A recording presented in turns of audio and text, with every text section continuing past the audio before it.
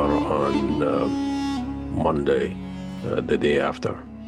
Uh, and Today, I really want to talk about the rallies and protests as they call it, or coin it, the anti-Trump protest or hands-off protests that took place all over the country. Thousands of people marched to capitals and parks and streets,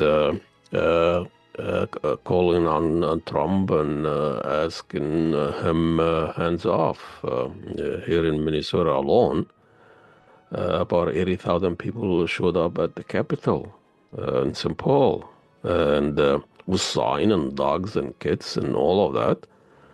And this is a rally where the main speaker was Senator Klobuchar and Senator Amy Klobuchar, who supported genocide in Gaza and Israel and blocked Senator Sanders' resolution to stop sending weapons to Israel.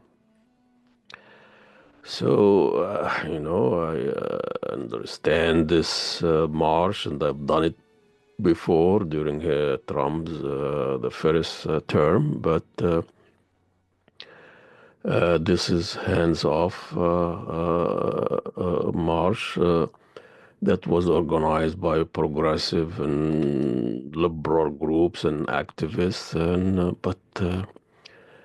hands off what? When I first heard about this protest and rally and got invitation, I thought this is about hands off Gaza or hands off genocide, taking the protest out of university campus and use now it's a mainstream protest against the genocide and ethnic cleansing in Gaza and Palestine for the last 70 some years, taking place for over a year and a half, and 100,000 people been killed, slaughtered, mostly civilians and women and children.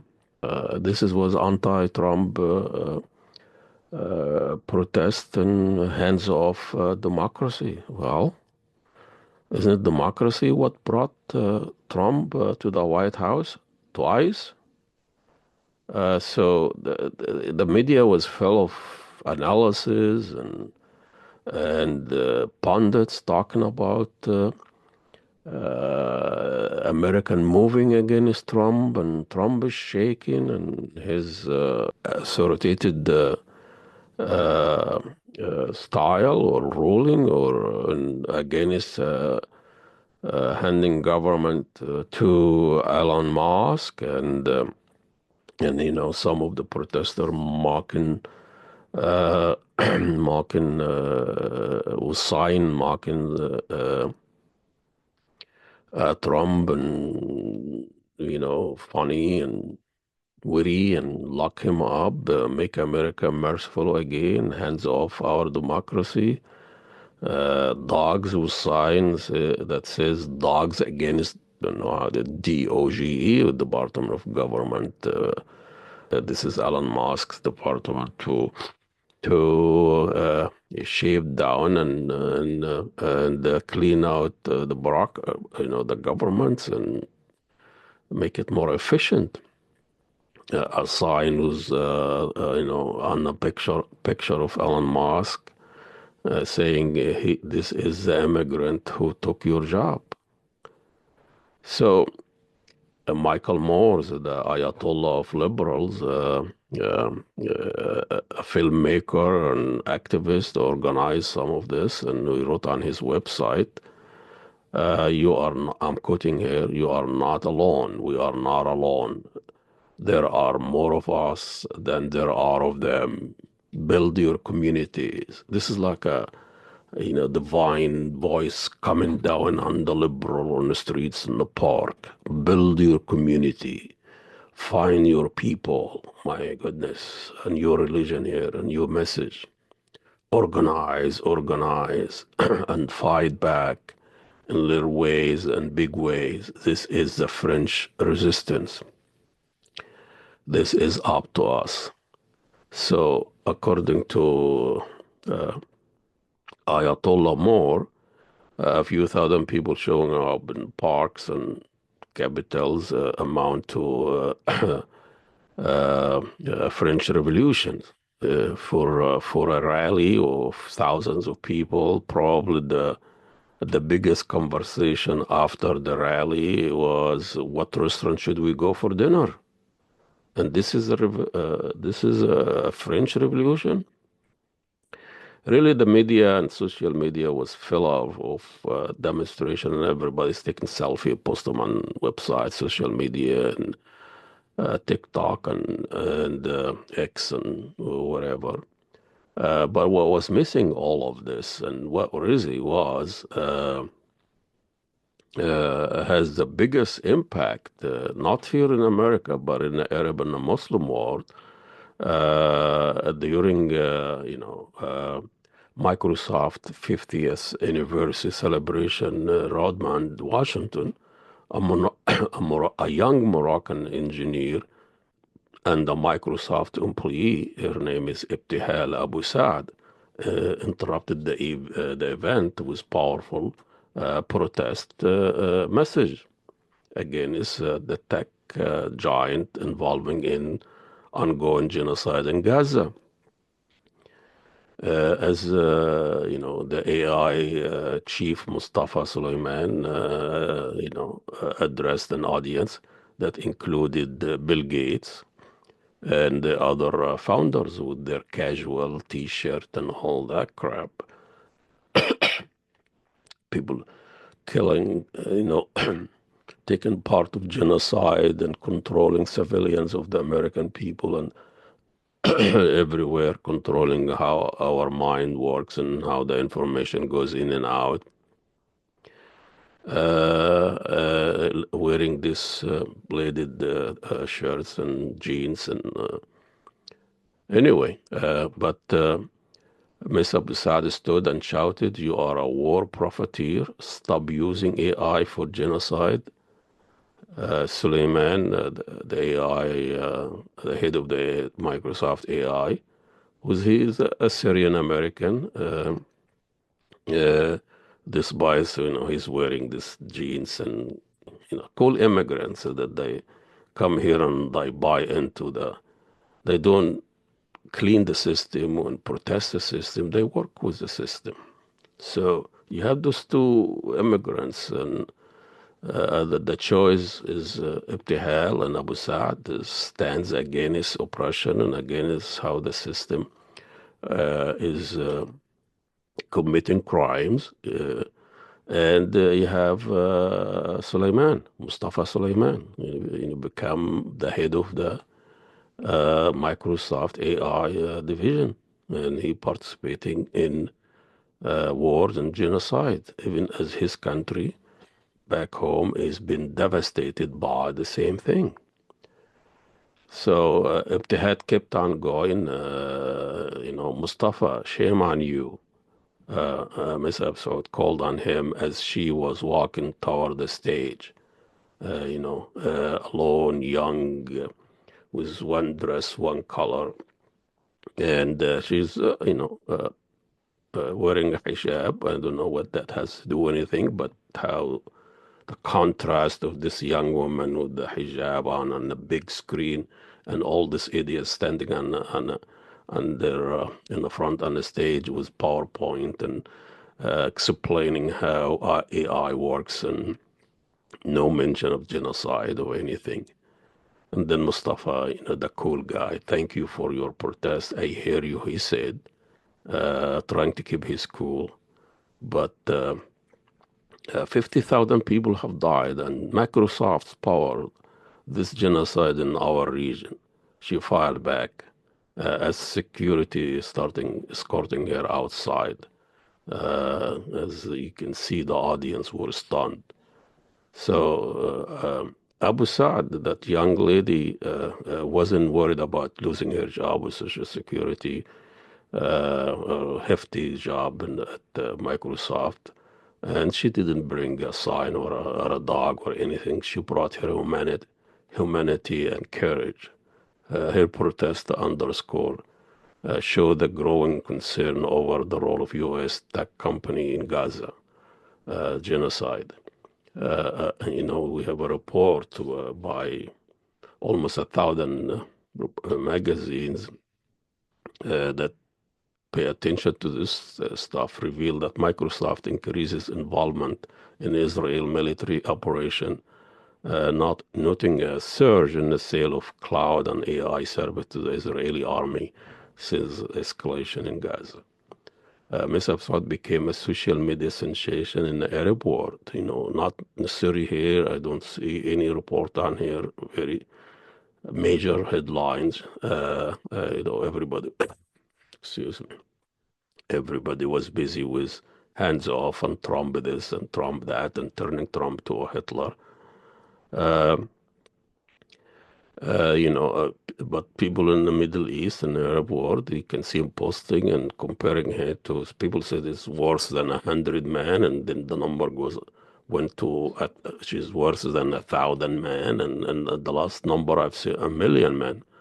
And I know the Arab invented zero with a lot of zero, but it gives you an indication on how people in the Arab world uh, pay attention and angry and measuring a young woman to her courage, against men, because patriarchal whatever, but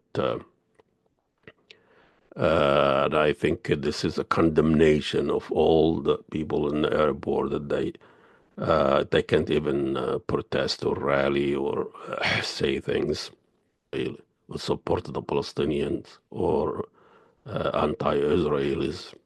The Arab Zionist leaders keeping the lid on any demonstration or protest against Israel or against genocide or support of Palestinians, unless it's controlled and a show off like that Mickey Mouse in Egypt.